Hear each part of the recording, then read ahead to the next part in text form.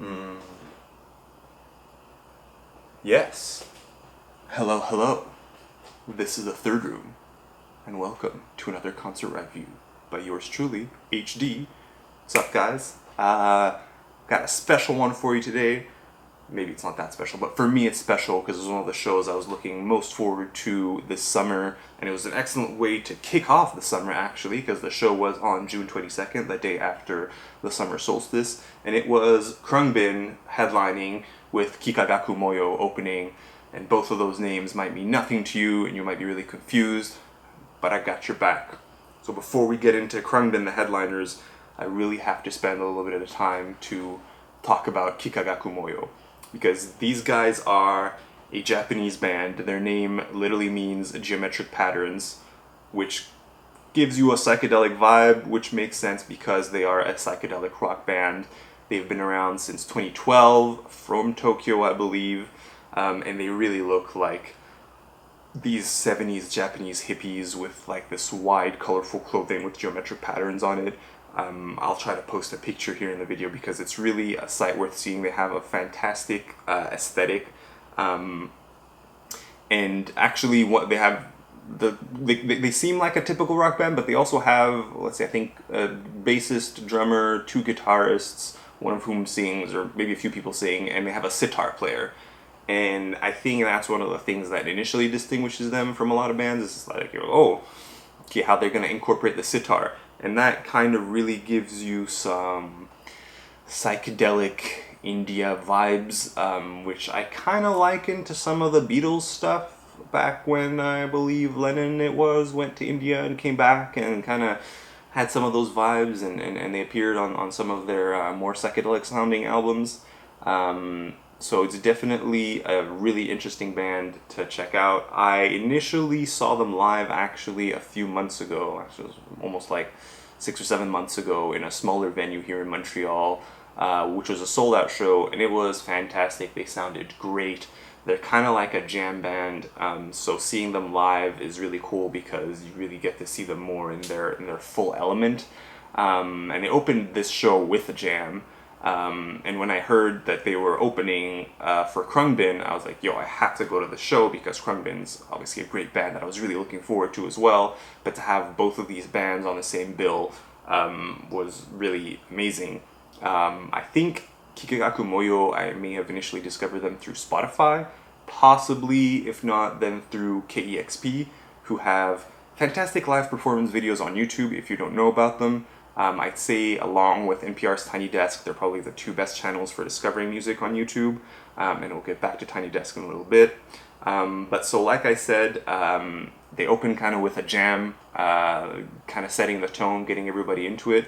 And one of the interesting things was that the crowd was really into them. I mean, I'm not that surprised by it because I know them, and I think if you're into any kind of psychedelic rock type of sound, you'll be really into them because a lot of their songs will transition from more of a fast-paced rock with like distortion on the guitars to like a quieter, mellower moments of more kind of typical psychedelia and soft lyrics that you can't really understand most of the time because they do sing in Japanese, but I think that almost adds to the effect, and so the crowd really, whenever the music would transition, they'd be really into it, and after every song, they seemed to be really into it. So it was overall like a really successful show for them, and I think they're just going to keep getting more and more popular in North America. They seem to have a pretty busy touring schedule, so definitely look out for them. They're going to be a lot more present, I think.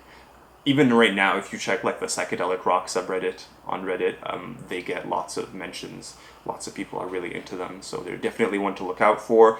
If I had to make one minor criticism, and this isn't even something that I would have noticed on my own necessarily, but I went with a few friends who are musicians as well, and one of the notes that they mentioned is that the mids were a bit busy during the show, meaning that all the guitars, like, usually have your bass and drums, which are like kind of lower, and then a lot of the guitars are playing in the mid. And so with two guitars and a sitar, sometimes the sound can get like a little bit drowned out, can get a little bit much, which is something I actually notice a lot with metal shows, because there's always so much going on and you can't necessarily hear like the vocals at all.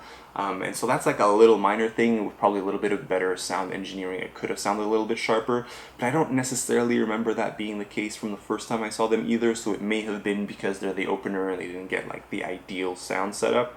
But overall, it was fantastic set by them. They played a lot of their more popular songs. It wasn't a particularly long one, but they played like Dripping Sun, Smoke and Mirrors, Gatherings, I think one or two others, but it was really good. But I will tell you who, however, did not have a particularly busy mid and an excellent sound was Khruangbin. So if you don't know about Khruangbin, they are a three-piece from Houston, Texas, with just a guitarist, a bassist, and a drummer. And they have a very distinctive look as well, because both the guitarist and the drummer are famous for wearing specific wigs when they're playing live. And so they have like their own kind of aesthetic that they go about. And so whenever I was telling people that I was going to a show this past weekend, they were telling me, "Oh, who's the band?" And I'm like, "Oh, it's Khruangbin." And they're like, "What?" Which makes sense because Khruangbin in and of itself is a Thai word. I think the guitarist and the bassist Laura Lee were kind of fans of different Thai music and something like that. And when they came up with a band name, Laura Lee, the bassist, chose one of her favorite Thai word, Khruangbin, which I think means flying engines or aeroplanes or something like that in Thai. And kind of as a funny tidbit, I believe they mentioned if they had the foresight to know that they would be so popular, they may have chose a name that's easier to spell and pronounce. That being said, as is mentioned, I believe in their Wikipedia article, it does kind of give you an idea of their sound, because they do have a very global sound, which is to say they borrow from influences from lots of different genres. So, like on Wikipedia, they'll say that they blend global music influences and classic soul, dub, and psychedelia. And their first album, The Universe Smiles Upon You, draws from the history of Thai music in the 1960s, whereas the second album, Con Todo El Mundo, has influences from Spain and the Middle East. So really, you get a quite interesting sound, which tends to be very bass heavy, and the drums are usually simple breakbeats, and you've got the guitars, which are making like rhythmic sounds from all over the place, and it's hard to kind of describe. But overall, the music is very chill, but I really think everybody should check them out, because if you like guitars, bass, and drums in any format, and you like just chill music, then you will almost certainly like Khruangbin. There's not many vocals, so the music's great for just putting in the background if you're working, or just when you're having friends over, or whatever, for more of like a chill vibe. But in the same time, it's more than just like, I don't know, something typical. There's something really original about it. Last night I was listening to Funkadelic's I'll Stay, and I could see how there's some resemblance there as well. If you don't know that song, definitely check it out because it's super dope. But they had an amazing show as well. Like, I think I was very positively biased going to this show because I was really looking forward to it. But I really enjoyed it so much. They have such an interesting stage presence. Like, if you'll see, one of the reasons I found out of Khruangbin was I saw one of their videos on NPR's Tiny Desk, and Laura Lee, the bassist, has this way of like swaying when she's playing the bass that's just kind of entrancing in and of itself. And I play the bass a little bit, and so I really appreciate their bass lines because they're just super catchy.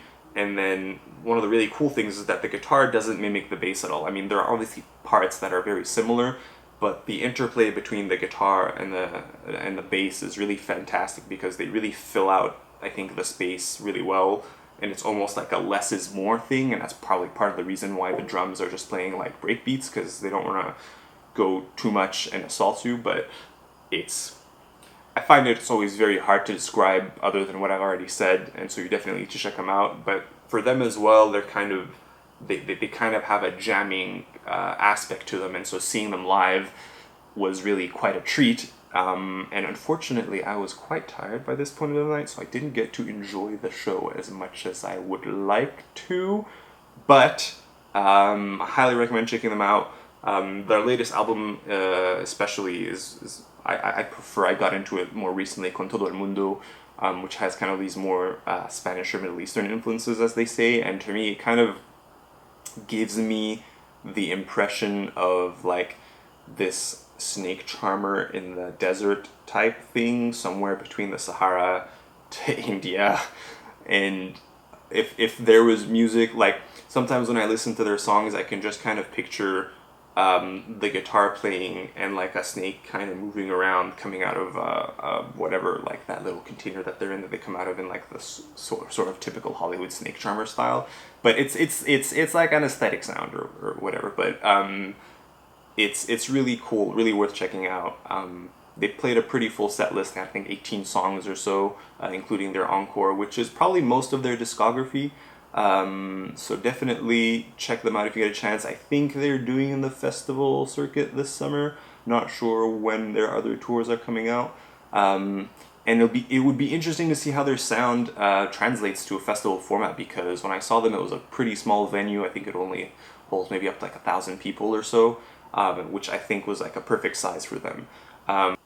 I'm not too sure how they would do in a festival set too late, because like their music is not particularly high energy, but I could see it being really good in an earlier time when it's sunny out or towards the sunset, when you just kind of want to chill getting ready for some other bands. I think that would be fantastic. So if you do get a chance to see them, definitely worth checking out. They played a fantastic show, and if they have as good an opener as Kikagaku Moyo, then it'll be a fantastic show overall. So that's all I have for this show. I might be doing a July concert outlook for Montreal here in the next few days, so be on the lookout for that. And if you enjoyed it, please like and subscribe. HD out. Towards